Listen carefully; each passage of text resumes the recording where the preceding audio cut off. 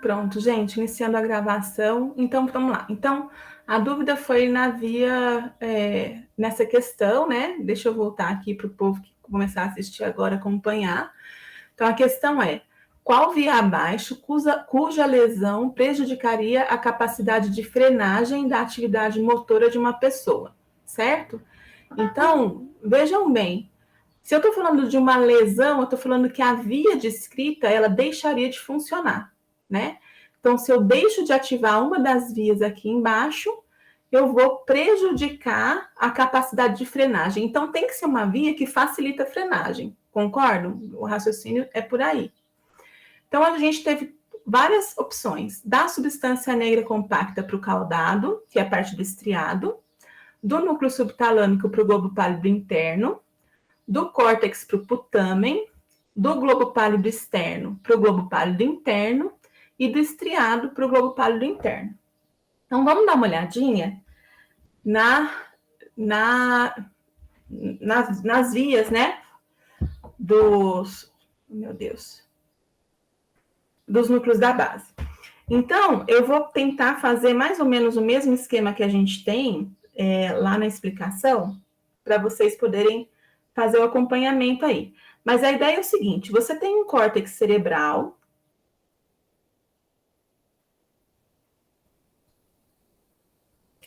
E no córtex que a gente tem as decisões, digamos, do que fazer. Então, o córtex, se a gente pensar nele amplamente falando, né? A gente tem a decisão do que deve ser feito e do que não deve ser feito é realizada aqui no córtex, certo? Então, o que acontece? O córtex, aqui seria um córtex associativo, tá? Esse córtex associativo, ele vai mandar um comando para o córtex motor.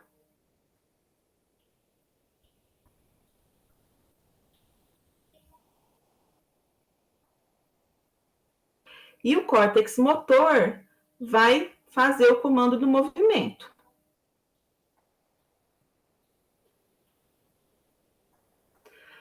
Só que assim, existe uma relação recíproca entre todos os córtices e o tálamo.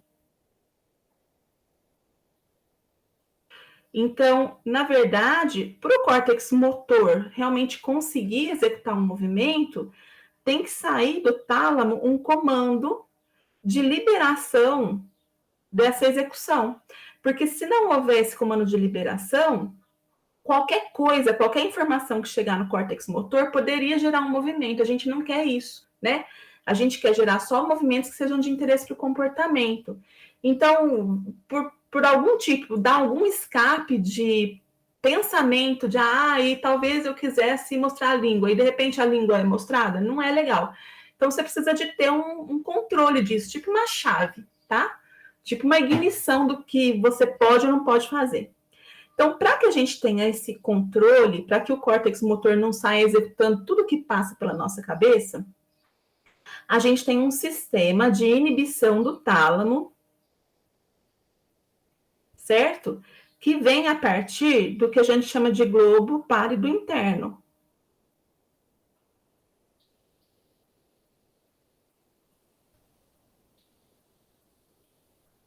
Então, o globo pálido interno é uma estrutura que tonicamente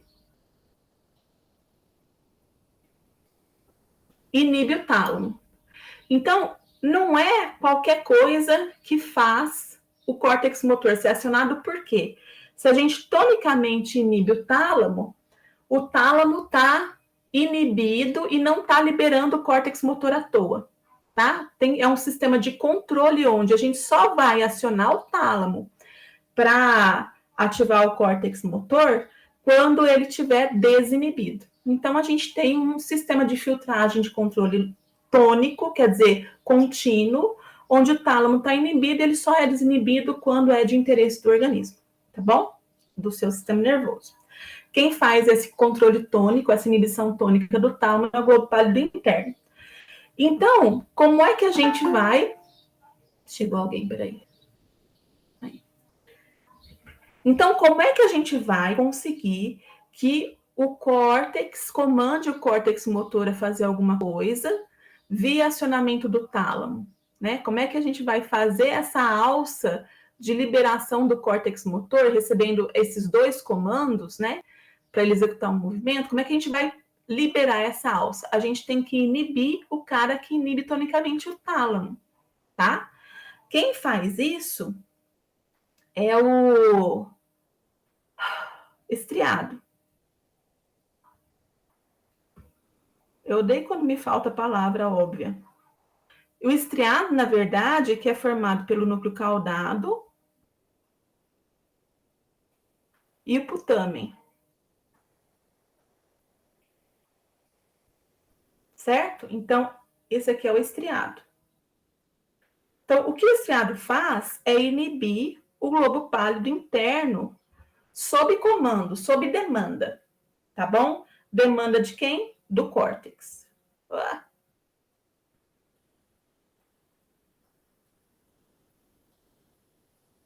Então, o que acontece? Nós temos o tálamo tonicamente, continuamente inibido, e quando se decide que alguma coisa deve ser executada, o córtex vai enviar, o córtex associativo vai enviar essa informação para o córtex motor, vai enviar essa informação para o tálamo e também vai desativar a inibição talâmica, liberando esse sistema aqui para funcionar. Ele desativa a inibição contínua talâmica pelo acionamento do estriado, que inibe o globo pálido, que é o inibidor tônico do tálamo. Vocês conseguiram acompanhar esse raciocínio? Me dá um retorno, por favor. Sim. Beleza. Então, e aqui a gente tem o quê? Isso aqui é o que a gente chama de via direta, certo? Então, essa liberação motora é o que a gente chama de via direta. Agora, o que a gente vai fazer ou o que a gente não vai fazer depende de um equilíbrio entre liberar ou não liberar movimentos. Então, além de você ter um sistema aqui de liberação de movimento, você tem um outro sistema paralelo de reforço da inibição do movimento. Porque, de novo, depende de um equilíbrio. Você quer fazer uma coisa, você vai fazer ou não vai fazer. Então, você pode tanto reforçar a inibição quanto liberar, tá? Então, como é que é o reforço da inibição? Para você reforçar a inibição, você tem que reforçar a função do globo pálido interno, né? Então, a função do globo pálido interno, ela é reforçada pelo núcleo subtalâmico.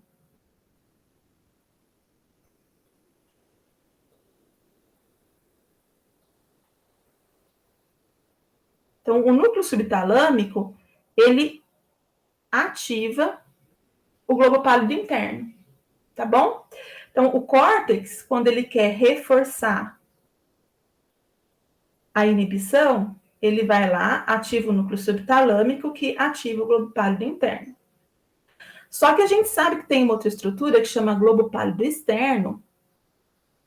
Globo pálido externo. Que inibe o pálido interno. Então, ele teria a mesma função do estriado.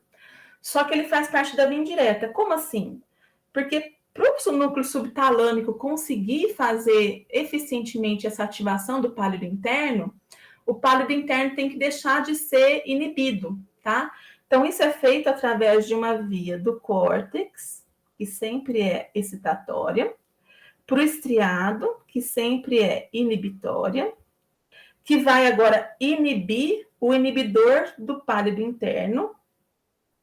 Então, o pálido externo inibe não somente o pálido interno, mas também o núcleo subtalâmico. Então, o pálido externo é tirado da jogada, ele deixa de inibir o pálido interno, deixa de inibir o núcleo subtalâmico, e ao mesmo tempo o núcleo subtalâmico é acionado, aumentando a função do pálido interno, e tudo isso, essa combinação de coisas, vai acabar reforçando a inibição sobre o tálamo e não permitindo, né, que algum movimento seja realizado, filtrando, né, esse movimento. Então, essa parte aqui da via é a via indireta, tá bom? Então, é a via direta e a via indireta. E a gente sabe que sobre isso aqui, a gente tem a ação da substância negra,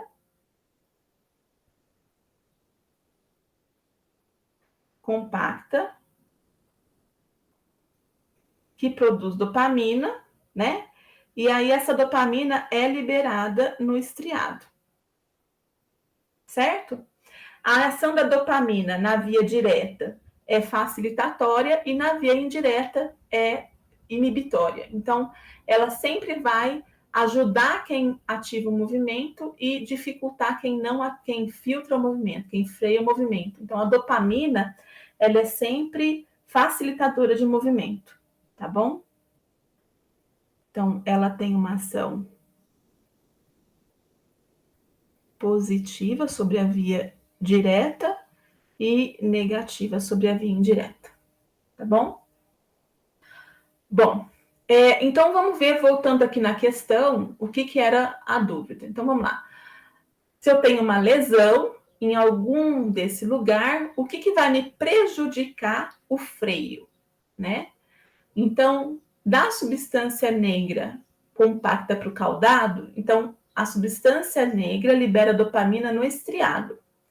Se eu tiro o apoio da dopamina no estriado, como a dopamina sempre tem ação facilitatória do movimento, eu vou ter mais freagem do movimento. Então, não, eu não vou prejudicar a freagem. Essa é uma opção ruim, né? Não seria a resposta correta.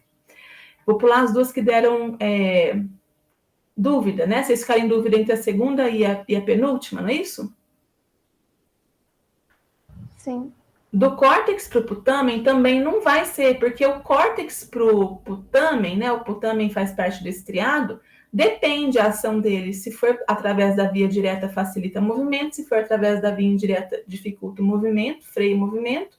Então, vai depender, isso aqui não é também uma boa opção. E a última, do estriado para o globo pálido interno, do estriado para o pálido interno, a gente está falando da inibição do inibidor. Então, isso aqui é literalmente a via direta, isso facilitaria o movimento, tá? Então, uma lesão do estriado para o pálido interno faria com que o movimento ficasse mais fortemente freado pela ação tônica do pálido interno. Então, não prejudica a frenagem, tá? Vamos voltar aqui, então, do globo pálido externo para o globo pálido interno. O pálido externo inibe o pálido interno. Então, se eu perco a inibição do pálido externo sobre o pálido interno, eu, de novo, facilito a função do pálido interno, reforço a freagem. Também não seria bom. Então, só sobra para a gente a segunda, que é do núcleo subtalâmico para o globo pálido interno. O núcleo subtalâmico, ele ativa, ele reforça a ação do pálido interno. Então, se eu perco a ação do núcleo subtalâmico sobre o pálido interno, eu perco o reforço da inibição. Então, eu realmente dificulto a frenagem. Deu para acompanhar esse raciocínio? Sim? Agora, vejam bem, por que eu botei isso aqui? Foi de propósito, na verdade, porque quando a gente tem Parkinson, né? A doença de Parkinson, ela é uma doença onde você tem a desnervação do estriado pela morte dessas fibras que partem da substância negra compacta para o estriado. Então, você tem uma redução da dopamina. Se você não tem dopamina, você tem o movimento muito freado, fica difícil da pessoa liberar movimento porque não tem o efeito facilitatório da dopamina na via direta, nem o efeito inibitório da dopamina na via indireta. Então, como a gente perde esses efeitos, a gente fica com um movimento muito restrito, muito difícil de ser executado. Quando a gente vai... existe uma técnica de estimulação profunda do cérebro, que é uma estimulação do núcleo subtalâmico. E o que a estimulação profunda faz ela inibe o funcionamento do núcleo onde o eletrodo está. Então, no caso da pessoa com Parkinson, se a gente inibir o núcleo subtalâmico, a gente tira um reforço da inibição. Então, a gente começa a contraagir sobre a falta de dopamina. Se a dopamina ajudava na liberação, e ela não existe mais, agora a gente tira da jogada a inibição.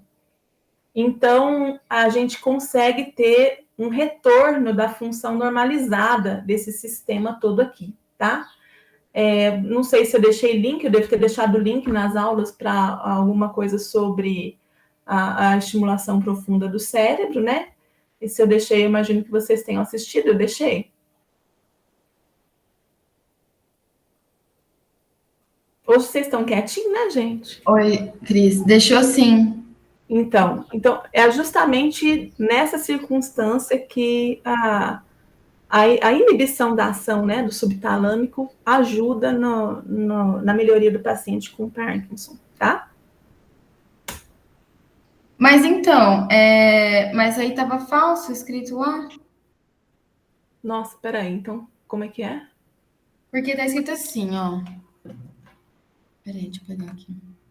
Qual via abaixo cuja lesão prejudicaria a capacidade de frenagem da Não, atividade eu tô em motora? outra. Ah, Desculpe. avisa a gente, Letícia. Peraí, deixa eu compartilhar aqui, pode? Peraí, antes de ir para a sua, Natália, entendeu? O pessoal da questão que foi colocada aqui, entendeu? Beleza. Thank you. Ótimo. Cadê o seu desenho? Tá aqui. Tira um print. Posso tirar um print? Claro. Isso aí não fica disponível para vocês, não? Ah, está gravando, né? Eu tô. Ah, Mas tá aí, ó. Pode aí. tirar o print. Isso Pronto. aí é exatamente, quer dizer, muito porcamente feito, exatamente o mesmo esquema que aparece na videoaula também, e que tem em alguns livros, tá bom? Tá. Eu vou. Posso compartilhar a questão? Pode.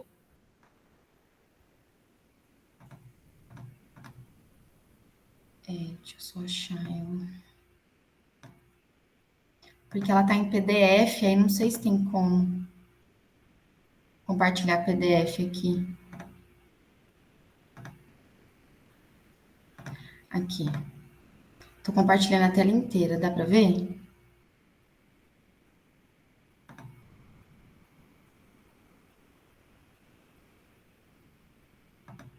Dá pra ver? Tá. É essa aqui, ó. Ah, desculpa, eu tô falando, eu não vi que eu fechei o microfone. Em que o núcleo subtalâmico é excitado pela estimulação profunda utilizada no tratamento da doença de Parkinson. Isso E é aí falso. eu pensei que era verdadeira, mas tá falando que é falso. É falso. É falso porque a estimulação profunda, como eu falei para vocês, ela inibe o núcleo subtalâmico. Lembra? Então, vou voltar na minha figura aqui, tá? Tá bom. Uai, cadê?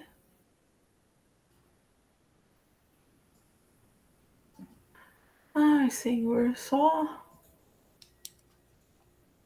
Achei.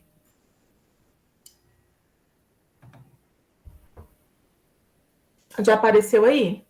Apareceu. Então, olha só, ó. O núcleo subtalâmico, ele é excitatório sobre a estrutura que faz a inibição tônica. Então, o núcleo subtalâmico favorece a filtragem, a frenagem do movimento, que já está reforçada no paciente com Parkinson. Então, o que acontece com a estimulação profunda é que ela inibe o núcleo subtalâmico. Então, você não tem mais a ação facilitatória da dopamina, mas também você não tem a ação de reforço da inibição do núcleo subtalâmico. Isso que equilibra as coisas, entendeu? Entendi. Eu achei essa parte do núcleo da base bem complicado. É complicado. Oi. Não, pode continuar. Não, Não, eu ia falar assim, já terminei já. ela é complicada, mas eu acho assim, quando você vai de trás para frente, entendendo o que cada um faz, mais ou menos eu tentei fazer isso, essa explicação que eu fiz nesse esquema, tá? Então, o que a gente tem aí é inibitório sobre inibitório, inibitório sobre inibitório. Então, você tem que pensar o quê? Os núcleos que fazem parte mesmo, né, que são classificados como núcleos da base, que são o estriado, o pálido externo e o pálido interno, são todas estruturas inibitórias. Todos. E o pálido interno é a saída e o estriado é a entrada. Então, tem do estriado para o pálido diretamente e tem do estriado para o pálido interno via pálido externo. Isso é indireto. Então, por isso que do estriado para o pálido interno é a via direta e do estriado para o pálido interno via pálido externo é a via indireta. Tá bom?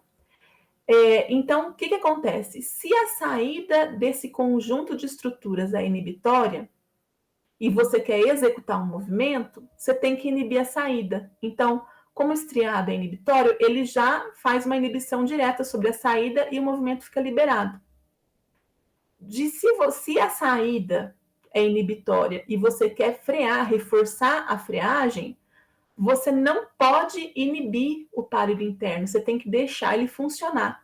Então, o estriado, ao invés de inibir o pálido interno, ele inibe o pálido externo. Por quê? Porque o pálido externo inibe o pálido interno. Então, ele tira esse cara aqui e deixa o pálido interno funcionar. Se você entender esse miolinho, fica mais fácil entender a ação do subtalâmico e a ação da dopamina nos núcleos da base. Acompanharam o raciocínio? Professora, essa estimulação profunda, no caso, ela aumenta essa função do segmento externo do globo pálido? Ela aumenta essa função inibitória sobre o núcleo subtalâmico? A estimulação profunda, ela é feita, o alvo da estimulação profunda é o núcleo subtalâmico. Ah, o subtalâmico. Já então, o próprio... O eletrodo, ele desce lá no núcleo subtalâmico, bilateralmente. Uhum. E aí, quando você ativa o eletrodo, o núcleo subtalâmico fica inibido. Ele não consegue disparar. Tá bom? Tá bom. Entendi agora. Obrigada. Nada. O que mais, gente? Mais uma pergunta, vamos ver. Da Olga. Quanto ao cerebelo, assinale a alternativa incorreta. Alternativa incorreta em relação ao cerebelo. Lesões cerebelares resultam em alterações ipsilaterais do movimento. Isso está correto, né? Lembra, a relação do córtex com o corpo é contralateral, do córtex com o cerebelo é contralateral e do cerebelo com o corpo é ipsilateral. Então, se eu tenho uma lesão no cerebelo direito, eu tenho uma consequência no movimento do lado direito do corpo, tá? Então, isso não está errado, isso está correto.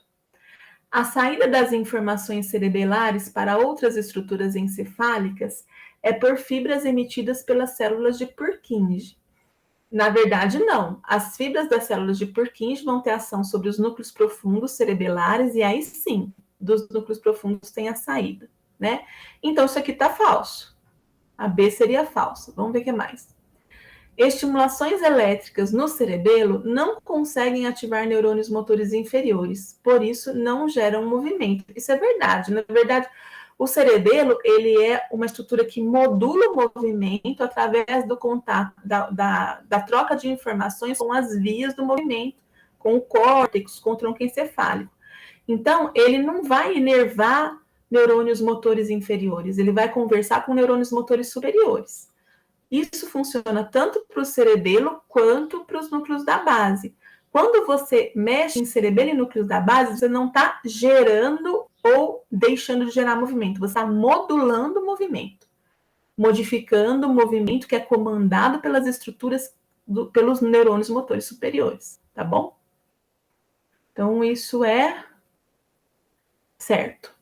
As fibras cerebelares paralelas têm sua origem e seu destino no córtex cerebelar. Isso está certo também, né? Porque as fibras paralelas, elas saem das células, como é que elas chamam? Ganglionares cerebelar, não é ganglionar?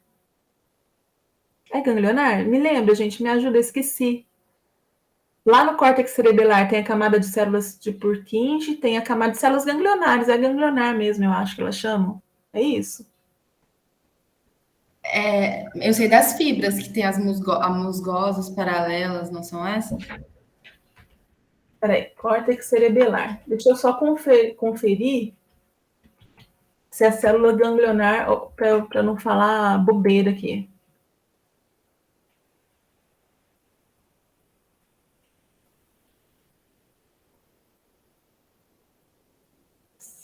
Célula granulosa, célula granular.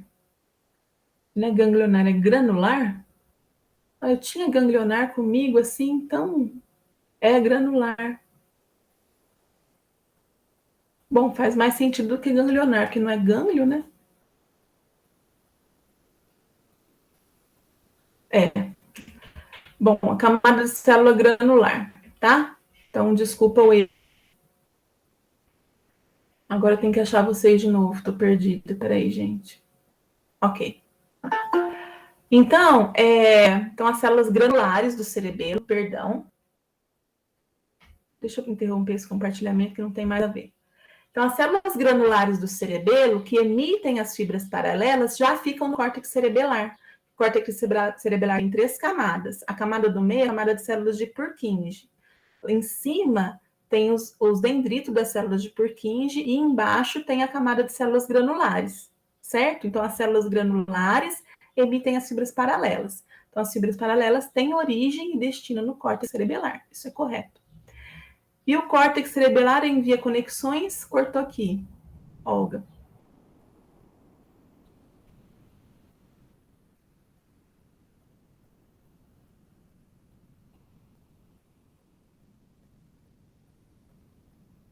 O córtex cerebelar envia conexões inibitórias aos núcleos cerebelares profundos. Também é correto, porque quem Qual que é inerva os correto, núcleos então? profundos do córtex cerebelar, só de terminar a frase, a partir do córtex cerebelar são as células de Purkinje e elas são GABAérgicas, então elas inibem os núcleos cerebelares profundos. A incorreta era a segunda? Era a B, saída da do... Isso, para outras estruturas é por fibras emitidas pelas células Purkinje. Não. A saída do córtex para estruturas cerebelares profundas é via células de Purkinje. Mas a saída cerebelar é dos núcleos profundos para as outras estruturas, tá, Letícia? Entendeu, Olga? Ficou Tá bom, Cris. É clareou? porque eu perdi um pouco da noção, porque assim, tá falando a saída das informações cerebelares para as outras estruturas. Porque eu tava lembrando daquela imagem que tava meio que ramificando as células de Purkinje, sabe? Que você colocou na aula 4. Você sabe qual imagem eu tô falando? E aí eu pensei nisso, porque a saída das informações cerebelares, eu pensei lá no núcleo do negócio, do cerebelo, saindo assim, ramificando, entendeu? Mas eu acho que eu pensei errado. Saída do cerebelo, você pensa em fibras que partem do cerebelo para alguma outra área. Então, como o cerebelo é composto pelo córtex cerebelar e pelos núcleos cerebelares profundos, quem que é do cerebelo que manda informação para fora do cerebelo? Só os núcleos cerebelares profundos. O córtex cerebelar recebe informação, sim, de estruturas fora do cerebelo, além de informações de estruturas dentro do cerebelo. Mas as estruturas do cerebelo que mandam informação para fora do cerebelo são só os núcleos profundos, tá, Letícia? Eu acho que eu sei qual a imagem você está falando, Entendi. mas você está pensando em informação chegando, não saindo. Entendi. Então, então não é célula de Purkinje, o Não. que profundo? Núcleos profundos. Então, tem o denteado, os interpostos e o denteado, interpostos e... Nossa, eu tô ruim de palavra hoje. Esqueci. Denteado, interpostos. Esqueci. Qual que é o outro, gente? Me ajuda? Cris, se você não sabe. Não. Esqueci a palavra, gente. É um termo. Copia. Olha, xereta aí.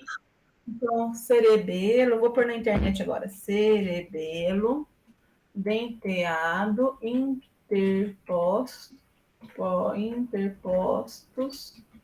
e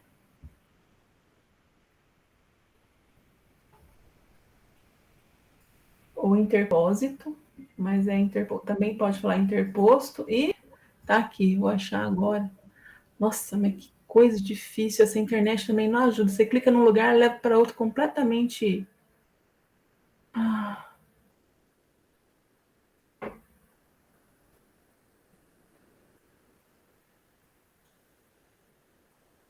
Abrir imagem numa nova guia. Aqui. Fastígio. Núcleo do fastígio ou fastigial.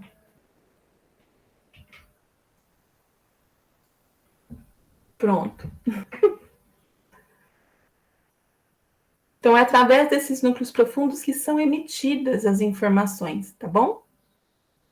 Para fora do cerebelo.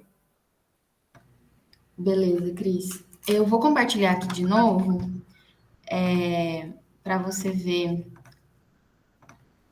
essa aqui. Tá dando para ver aí? Tá. A gente tinha ficado entre a 4 e a 8. E aí, no final, a gente colocou só a 4. Mas aí eu queria saber qual que é a certa. Se a 8 também tá certa. Tá. Então, vamos lá. Uma pessoa apresenta paralisia no pé esquerdo. Então, começa daqui. Uma pessoa apresenta paralisia no pé esquerdo. Quer dizer que ela apresenta outras coisas? Não sei. Mas ela apresenta paralisia do pé esquerdo. Tá bom? Então, assinale todas as alternativas abaixo que representem locais onde a lesão poderia estar localizada. Então, eu não vou nem olhar as alternativas. Mostra sua imagem de novo aí, fazendo favor, Letícia. Ah, é porque você tá lendo, você tá lendo uma questão que não é a questão minha.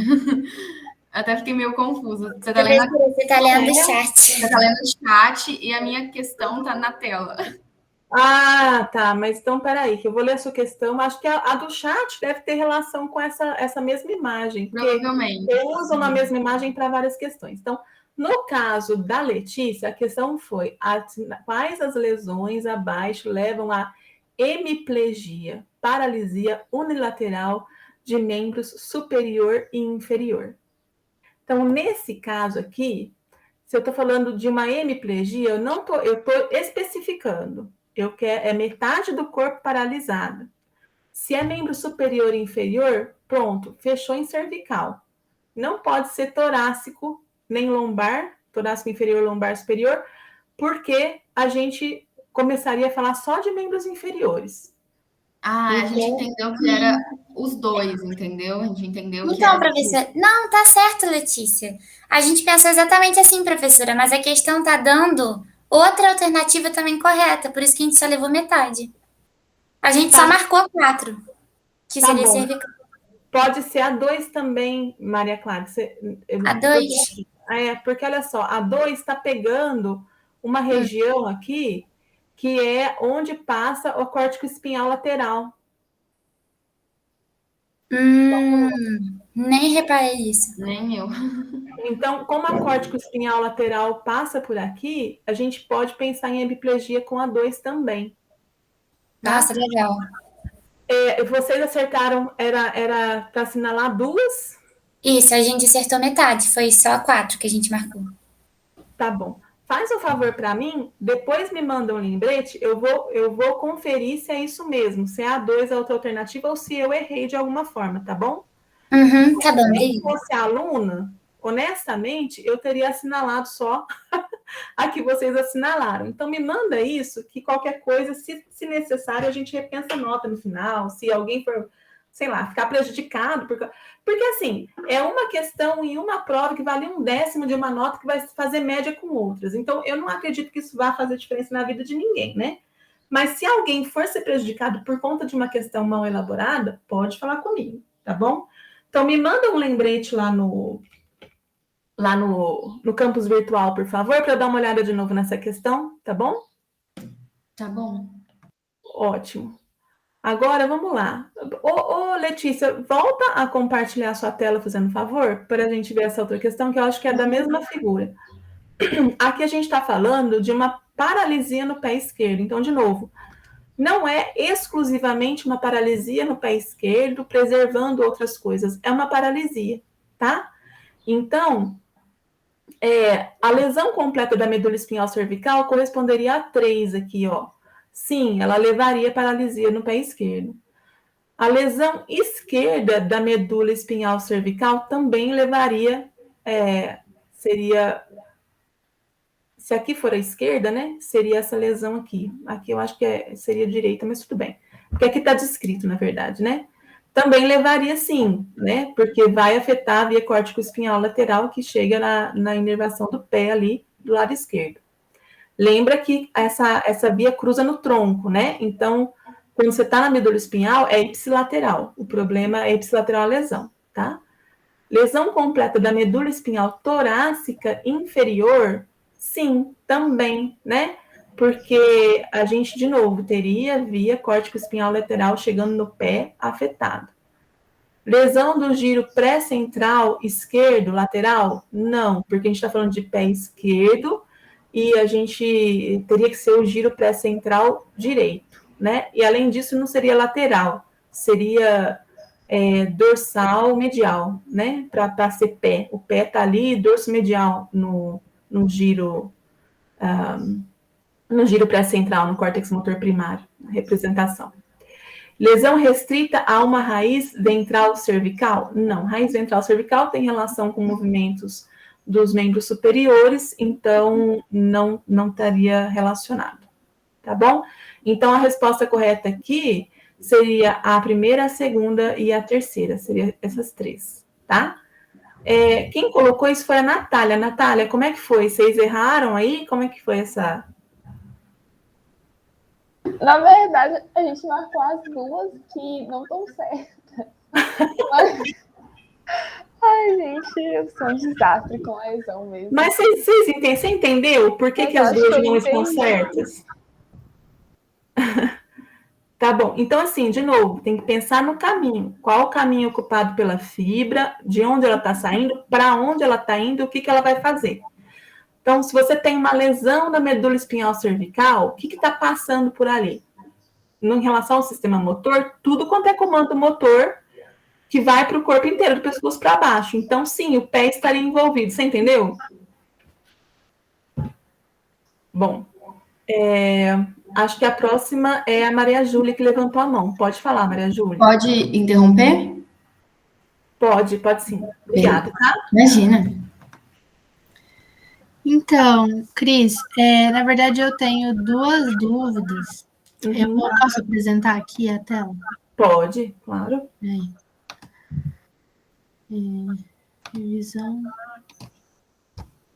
A primeira que eu tô com bastante dúvida foi essa aqui, porque assim, na verdade, eu fiquei perdidinha entre essas vias aqui, eu e meu grupo, a gente ficou com bastante dificuldade. Então, se você puder dar uma luz, por favor. Vamos ver a questão. Quer que eu dou um zoom? Aí. Oi? Eu vou dar um zoom para você poder ver melhor. Deus lhe pague. Aí. Qual das vias abaixo seria responsável pelo tensionamento muscular característico das situações de alerta? Tá. Gente, então vamos pensar nas vias, vai. Eu gosto de aplicar esse conhecimento para o nosso dia a dia, porque eu acho que tem umas coisas que são muito aplicáveis assim para a nossa vida, né? E essas vias são demais, eu acho. Então, qual que é a via? Quando você está num estado de alerta, o que está acontecendo? Quem está falando comigo é a Maria Júlia, né? Eu. Maria Júlia e grupo, né? Se tiver mais gente aí do grupo. O que está acontecendo quando você fica em estado de alerta? Então, a gente ficou numa discussão porque a gente não sabia se esse alerta era aquele negócio de luta ou fuga, ou se, tipo assim, poderia ser uma coisa relacionada, por exemplo, queimar o dedo e aí você ficar em alerta porque você está queimando seu dedo. Sabe assim? Então, acho que os dois fazem parte do esquema luta ou fuga, porque quando você fica... alguma coisa estressante acontece, você tensiona numa resposta de estresse. Então, isso é um estresse. O sistema de luta ou fuga é acionado em situações de estresse, tá? Então, quando você fica em estresse, estressado, quando você está em alerta, na verdade, quando eu escrevi isso, o alerta para mim, sei lá, é um cachorro bravo correndo na sua direção, isso para mim seria um alerta, sim. tá? Que é mais o esquema luta ou fuga mesmo. Mas se você queimar o dedo, e você vê que você está em risco de se queimar mais, você estaria em estado de alerta, né? Sim. Então, seria mais nesse sentido. esse esquema do luta ou fuga, do estresse, do alerta, o tensionamento muscular é aquele tensionamento muscular que te prepara para lutar ou para fugir, certo? Então, você está preparado para uma coisa que vai acontecer e que pode abalar o seu estado postural, digamos assim. Então, qual que é a via que está relacionada com o preparo para abalos? Alguém? Então, eu vi. É porque assim, né, vou falar o que aconteceu comigo enquanto a gente estava fazendo a prova. Eu comecei a pesquisar para ver as funções de cada via, porque não estava vindo na minha cabeça nada. E aí a gente ficou, né, pensando na via córtico-espinhal, porque a gente viu que ela é responsável pelo movimento voluntário, estava falando. Sim. E aí, tipo, a gente colocou isso, porque a gente pensou nisso.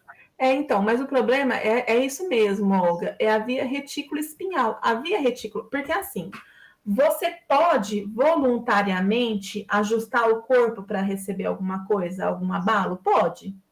Só que a gente tem automaticamente, quando você fica em alerta, você não está pensando, olha, vem um cachorro correndo na minha direção, deixa eu tensionar meu corpo. Entendeu? Numa situação de alerta, de estresse, o seu sistema nervoso toma conta independente do seu raciocínio. Depois você pode raciocinar e, sei lá, até pensar, não, eu conheço esse cachorro e posso relaxar, entendeu?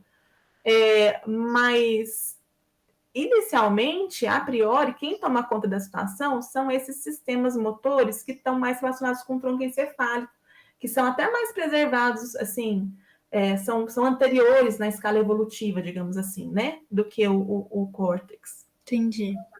Então, seria, sim, a via retículo espinhal, porque ela é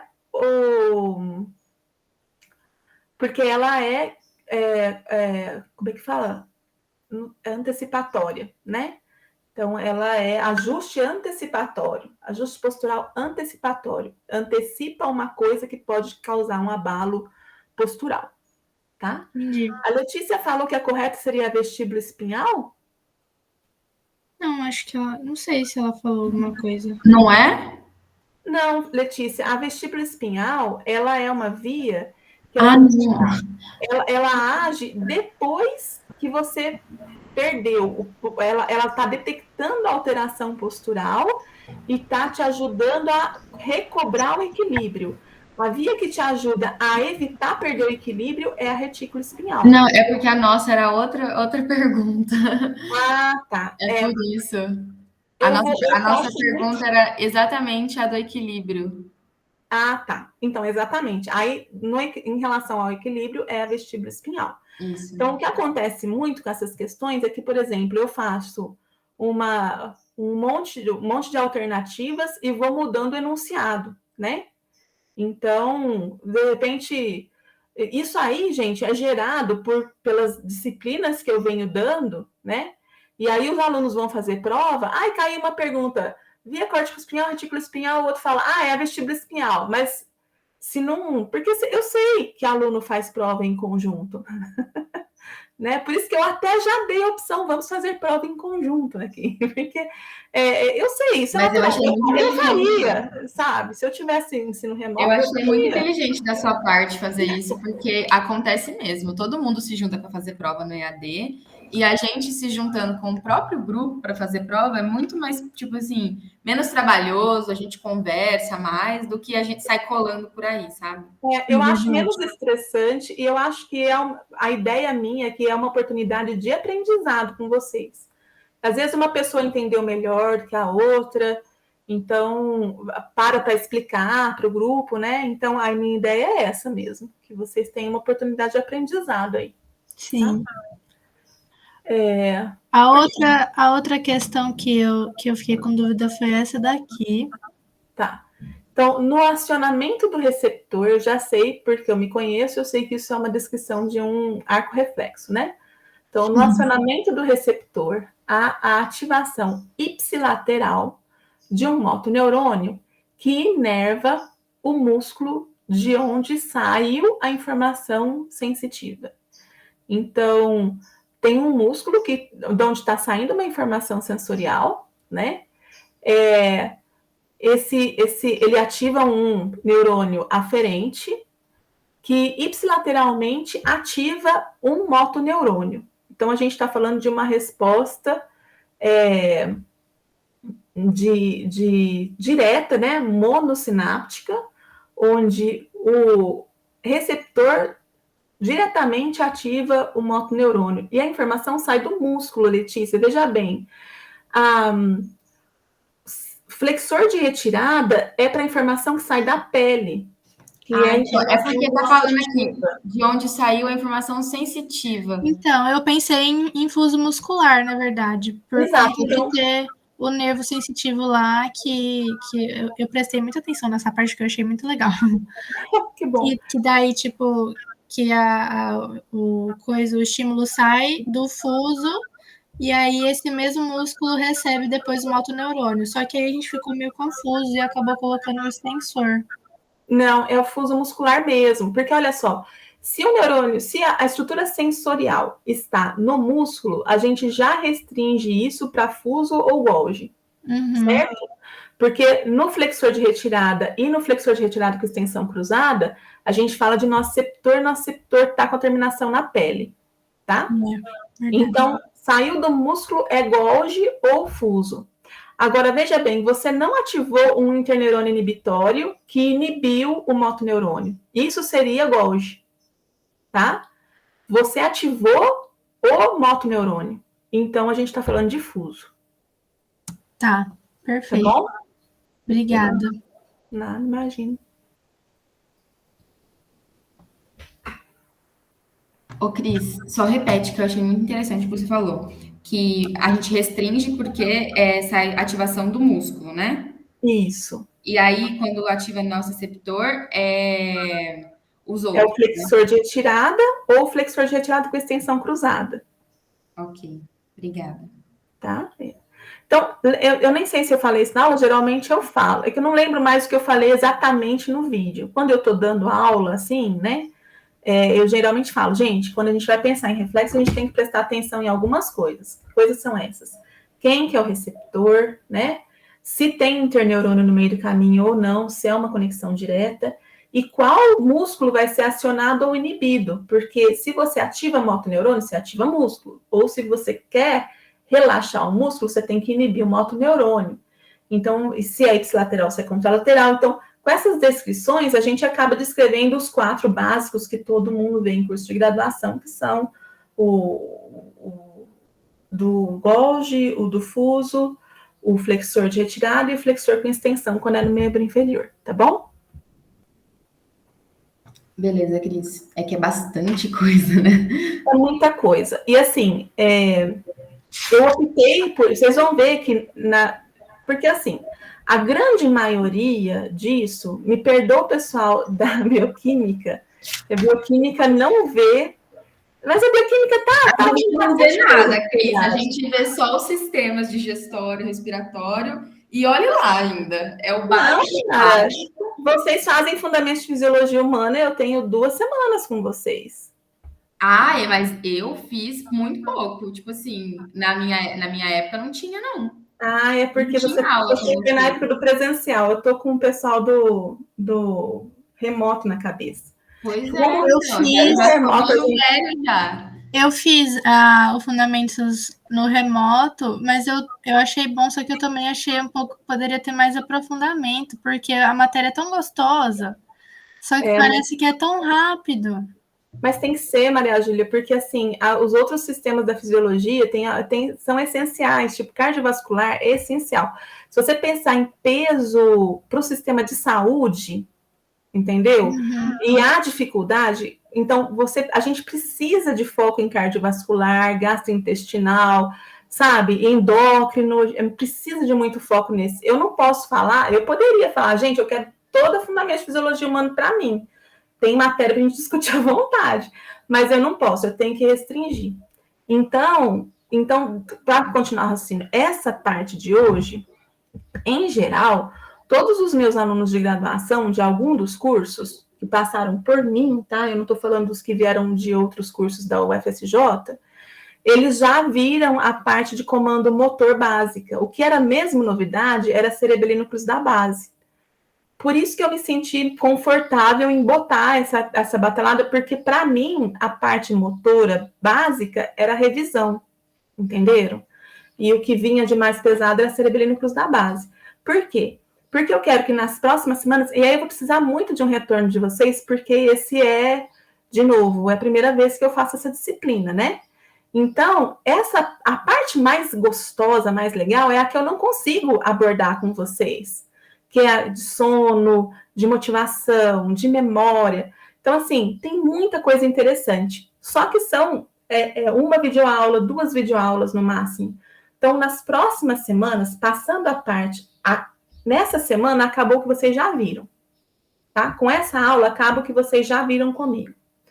Então, a partir da aula que vem, a gente vai falar dos outros sentidos que eu não tenho tempo de abordar, né? Que são visão, audição, olfação, gustação.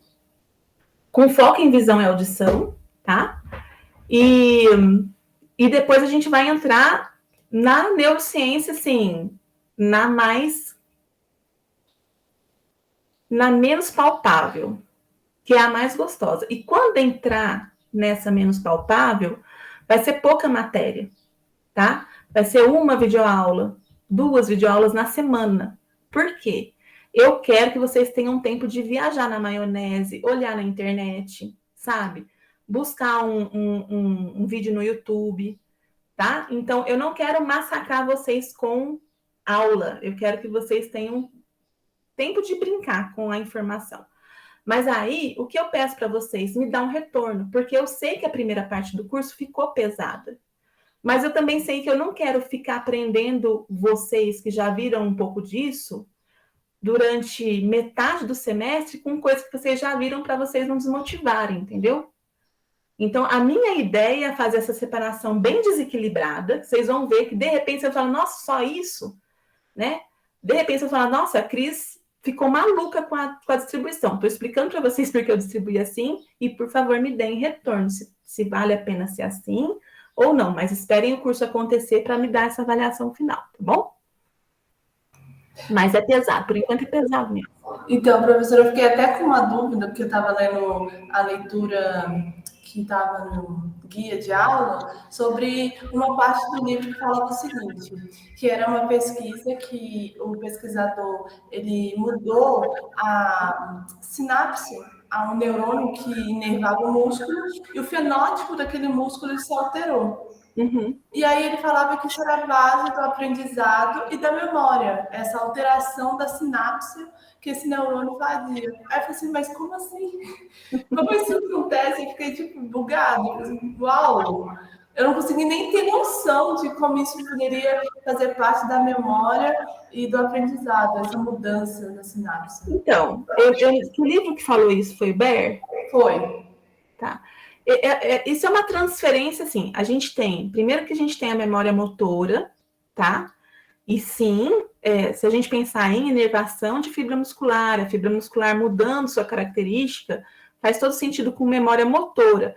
Tanto que, por exemplo, você tem, vou pegar aqui uma caneta, né? Eu tenho noção de que uma caneta é uma coisa muito leve. Eu tenho uma memória motora, não é nem uma memória racional sobre isso, é uma memória real de experiência, né? Então, quando eu pego essa caneta, eu não vou lá preparado para levantar uma coisa super pesada, né? Então, esse tipo de memória, sim, tem relação com essa conexão motoneurônio, além do motoneurônio fibra muscular, mas também tem muita relação com o cerebelo. O cerebelo e núcleos da base são estruturas que têm muita relação com essa memória motora, tá? Mas as bases da memória e do aprendizado são, sim, principalmente baseadas em sinapse, né?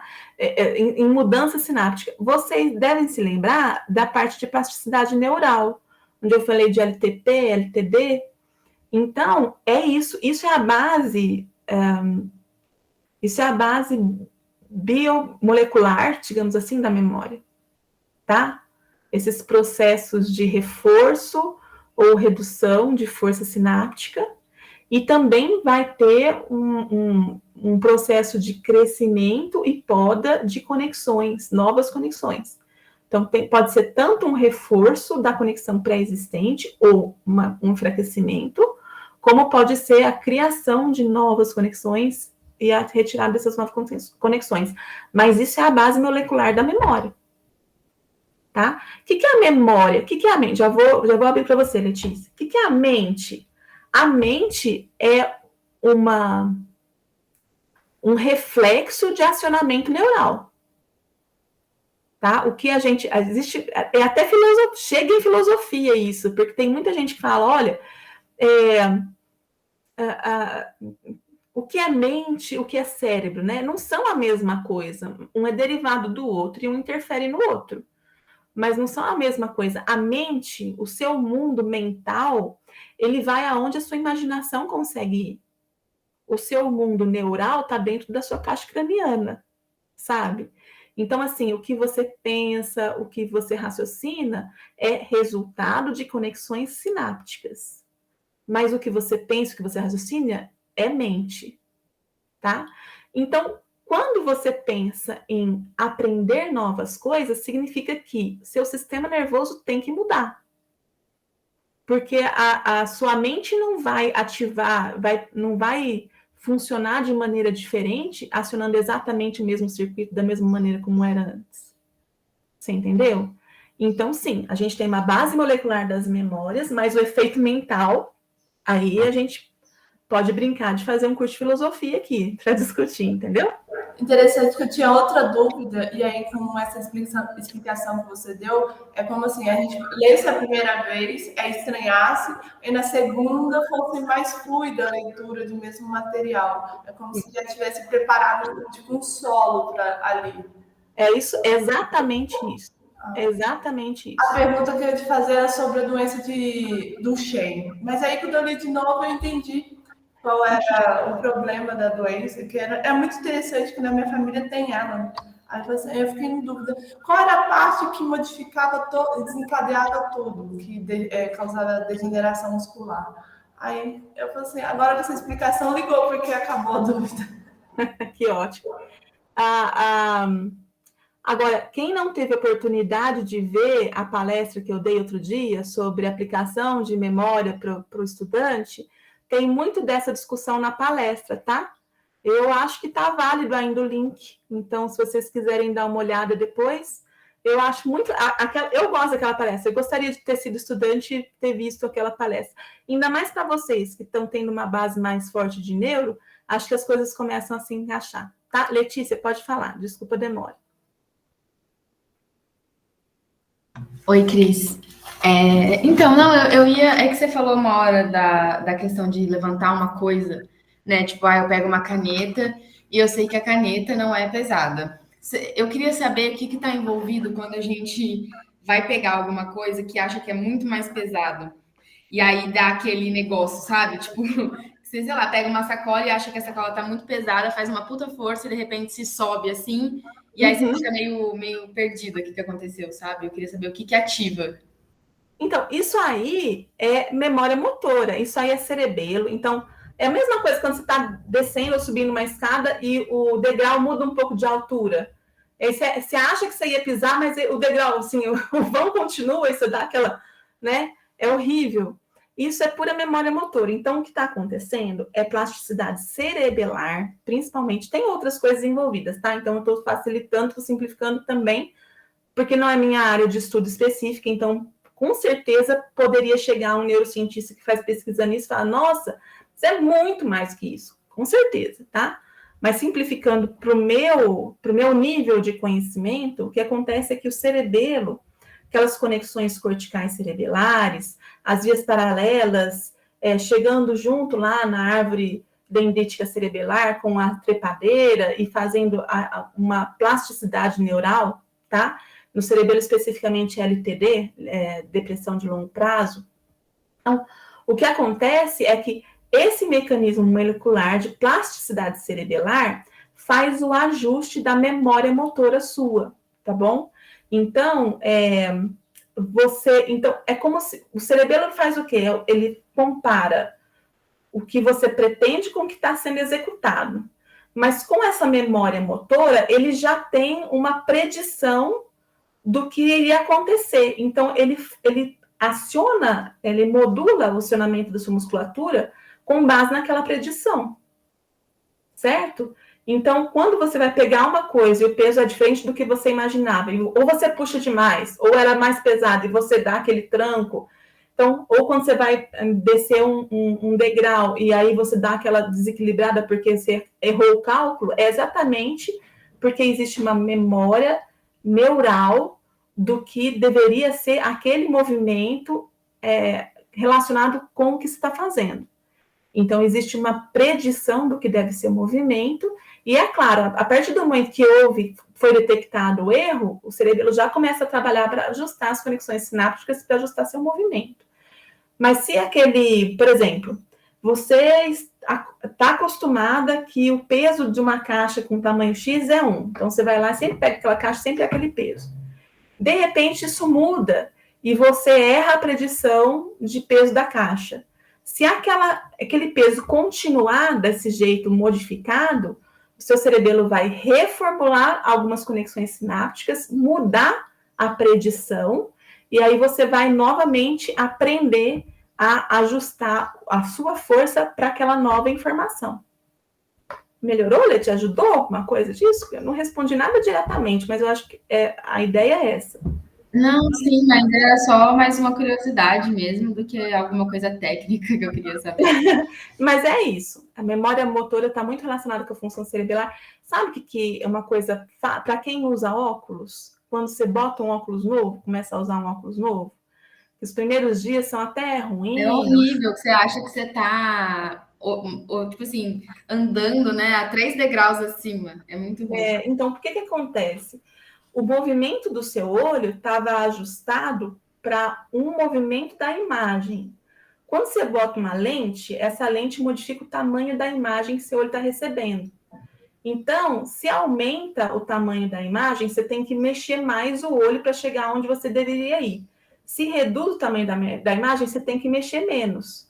Esse controle de quanto o olho vai mexer para você cair no ponto certo da imagem é um controle aprendido por uso cerebelar. Então, esses dias que a gente passa meio mal, são os dias que o cerebelo está reaprendendo qual é o tamanho do movimento que o seu olho deve fazer para ele ir onde ele quer no ponto no espaço. Entendeu? Olga levantou a mão. Pode falar, Olga. Outra coisa que eu tive dúvida foi sobre a ELA. Entendi, muito interessante. A doença que ela mata os neurônios motores. E aí, no livro, ele descrevia as formas que essa doença ela fazia isso. Aí eu até anotei aqui que era um nível elevado do glutamato, um aminoácido excitotóxico e um defeito na enzima que lida com os radicais superóxidos. Mas aí, vendo isso, tudo isso é totalmente capaz de matar os outros neurônios. Mas a pessoa que tem essa doença, parece que a patologia, ela consegue pensar. Ela fala assim, não, eu gosto do neurônio motor, só nele. Como ela consegue distinguir? Eu não sei te responder isso. Eu sei que é assim mesmo. Agora, esses neurônios, geralmente essas doenças têm relação autoimune, né? Então, alguns neurônios, e eu acredito que com os neurônios motores seja isso, eles têm características específicas, eles expressam algumas proteínas específicas. Então, eu imagino que seja um reconhecimento imune direcionado a esse neurônio que tem essa característica específica, entendeu? Então, proteínas que caracterizam esses neurônios que não são expressas por outros neurônios. Tá? Mas, inferência minha, tá? Certeza, não. Inferência. Teria que estudar para saber. Se você tiver muito interesse, a gente estuda junto, tá bom? Ou tema de seminário. Certo? Então, fica a dica, né? Fica a proposta também. O que mais, gente? Sobre matéria, sobre curiosidades, sobre dúvidas?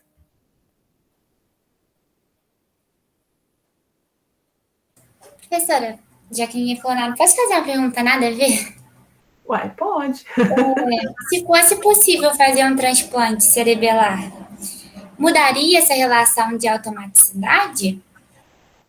Com certeza. Você pegar o cerebelo de uma outra pessoa, de uma pessoa botar na outra, muda a configuração muscular, o tamanho da pessoa, o modo como a pessoa fazia, executava seus movimentos. Então, assim, a pessoa deveria haver um período de vida aí para que o cerebelo se ajustasse aos novos, né, a nova configuração motora da pessoa, e possivelmente a pessoa também ia mudar algumas características de movimento dela, seguindo o que o cerebelo dela estava acostumado a comandar, digamos assim, a ajustar, entendeu?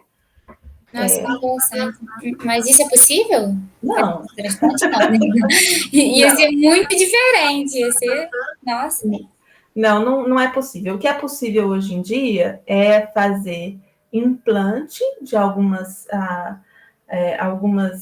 equipamentos, alguns aparatos que mudam o modo de funcionamento dos neurônios ou que interpretam o modo de funcionamento dos neurônios para fazer alguma ação, tá?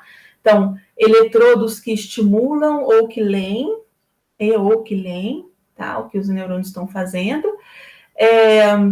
É possível fazer implante, eu já não sei, mas acho que é implante de células-tronco, né, que já são direcionadas para uma característica. Então, eu posso implantar alguma célula-tronco que eu sei que é uma célula que vai se modificar em um neurônio que produz dopamina. Então, eu vou lá e implanto na substância negra compacta que está morrendo. Ou então, é difícil, você não implantar na substância negra compacta, esse neurônio, além de se transformar em um neurônio que produz dopamina, ele vai ter que mandar o axônio para o lugar certo. Então, às vezes, é melhor implantar o neurônio que produz a dopamina, onde ele tem que liberar a dopamina, que poderia ser o estriado, por exemplo, né? Não na substância negra. Já implanta direto no estriado e libera a dopamina ali. Então, tem vários movimentos nesse sentido, né? De implante celular e de implante de equipamentos eletrônicos. Mas transplante, não. Transplante que eu saiba, nada, tá? A Luísa levantou a mão. Quer falar, Luísa? Obrigada, professora. Posso estar errada sempre, tá, gente? Então, vamos lá. Assinale verdadeiro ou falso? Letícia, está travando para você? Está travando para vocês, pessoal? Acho que é a sua internet. Assinale verdadeiro. Por isso que acho que teve uma hora que eu parei de falar com você, você não respondeu e eu já fui para outra pessoa, tá?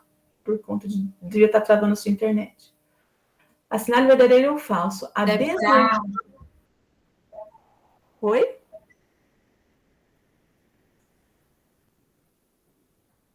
Tá. Assinale verdadeiro ou falso? A desnervação do globo pálido externo, a desnervação do pálido externo provoca hipocinesia. Então, vamos lá. Se você desnerva o pálido externo, você deixa... Então, o pálido externo é inervado por quem, né? Ele é inervado pelo estriado, que o inibe. Então, você deixa de inibir o pálido externo, certo? Então, você desnervou o pálido externo, ele parou de receber inervação inibitória, ele ficou liberado para inibir. E ele inibe o pálido interno. Então, se você desnerva o pálido externo, você provoca hipercinesia. Porque ele inibe o pálido interno, que inibe o movimento. Então, ele deixa o movimento acontecer mais. Então, é hipercinesia, tá? É isso, Maria Adilane, eu que agradeço. Esclareou, Luísa? A Luísa que colocou isso aqui. Ô, professora, então seria falso, né? Essa 1. Essa 1 é falsa. Só que a gente colocou falso e deu errado. Aí eu não entendi. Não, então eu posso ter errado na hora de botar lá, assinalar. Isso aí é para ser falso, tá? Tá bom, eu te mando mensagem depois, então. Por favor, que eu ajusto lá no sistema. A degeneração da substância negra reticulada, a substância negra reticulada, ela é, entre aspas, o globo pálido interno do controle do direcionamento dos olhos, tá? Então, a degeneração da substância negra reticulada é a causa da doença de Parkinson. Não, é a substância negra compacta que degenera no Parkinson, tá bom? Não a reticulada. Então, isso é falso. O núcleo subtalâmico é excitado pela estimulação profunda utilizada no tratamento da doença de Parkinson. Aqui voltou no que a gente já tinha falado. Não, ele é inibido. Ele é inibido porque ele deixa de fortalecer a inibição do movimento e isso libera um pouco o movimento dos pacientes com Parkinson, tá bom? Então, isso aqui é falso, falso e falso. 3 falsos aí, tá, Luísa? Tá bom, obrigada. As outras duas a gente errou mesmo. Só a primeira que deu falso e deu errado. Tá bom. Então, manda para mim a mensagem que eu corrijo no sistema e já mando recorrigir para todo mundo. Tá bom, obrigada. Nada. A Olga mandou outra coisa aqui. Assinale a alternativa que indica a área dos núcleos da base que sofre desnervação na doença de Parkinson. Isso aqui é para vocês pensarem em desnervação e degeneração. Então, se eu fui desnervado, quer dizer que quem me inerva morreu. Certo? Se eu degenerei, eu deixei de nervar alguém. Então, quem é desnervado é quem deixa de receber a inervação vinda da substância negra compacta, que é quem degenera. A gente está falando de estriado. A resposta certa seria estriado, tá? Beleza. Tudo bem, pessoal? Então, tá bom. Então, a gente vai fechar por aqui hoje? Professora, Oi. lá na pergunta que a Luísa mandou, na primeira, que ela chegou até a errar, né? Porque ela marcou. Tem como você explicar de novo? No caso, como o segmento externo do globo pálido ele foi desnervado, quem morreu foi o núcleo estriado. Não. Isso, quem morreu foi estriado, é isso mesmo. Ah, sim. Aí, então, ele não vai inibir o segmento interno do globo pálido. Por isso que o... mas aí não aconteceu isso. Não. Emboletim. Eu falei a desnervação do pálido externo. Lembra que a gente acabou de falar, acho que a Olga que falou, que tem... Por que que o neurônio motor especificamente vai morrer né, vai sofrer os problemas da doença tal? Então, o pálido, o estriado, ele tem 2 tipos neuronais. Ele tem um tipo neuronal que faz parte da via direta e outro tipo neuronal que faz parte da via indireta. Então, existe uma doença específica que é doença de Huntington, onde especificamente há a morte, degeneração dos neurônios do estriado que inervam o pálido externo. Os outros continuam vivos, entendeu, Maria Clara? Ah, sim. Então, é só especificamente aqueles que inervam o externo. Exatamente. Então, por isso que eu falei, a desnervação do globo pálido externo. Uhum. Tá? Beleza. Ok, gente. Então, tá indo legal, tá motivado ainda, preciso fazer alguma coisa diferente, continuamos levando assim, tá indo bem? Tá sim, Cris. Tá muito legal. Ótimo. A matéria é muito boa. Ótimo. Então, gente, se alguém tiver alguma coisa a me avisar, alguma coisa a me sugerir, pode se sentir à vontade. Feliz Dia dos Professores. É verdade, hoje é Dia dos Professores. Você sabe que eu esqueci? Feliz professor. Obrigada. Gente, hoje de manhã foi engraçado. Eu olhei e falei assim, nossa, 15 de outubro, é alguma coisa essa data. Não lembrava o que era. Eu só lembrei quando o pessoal começou a mandar nos grupos, né, de professor, parabéns para nós, não sei o que lá. Obrigada, gente. Professora, eu queria falar uma coisa, mas não é sobre a matéria. Lá no começo, você falou que se alguém tivesse algum problema sobre a avaliação no final do ano, era para te comunicar. Aí eu queria conversar sobre isso. Aí... Tá bom. Então, assim, quando a gente fechar a aula, eu paro a gravação e a gente continua e você conversa comigo, tá bom? Tá bom. Beleza. Obrigada, gente. Muito obrigada. Eu sou muito feliz de ser professora. Graças a Deus que eu escolhi essa profissão, que eu sou muito feliz mesmo. Então tá. Então, vamos fechar hoje. Obrigada por todo mundo que compareceu aqui. Continuem motivados. Tem bastante matéria para semana que vem, mas logo vai amenizar, vocês vão até estranhar, tá bom? Um beijo para vocês. Tchau, professora. Tchau, gente. Bom final de semana. Tchau, tchau. Tchau, gente. Então, eu vou parar a gravação, Maria Clara. Tá bom, professora.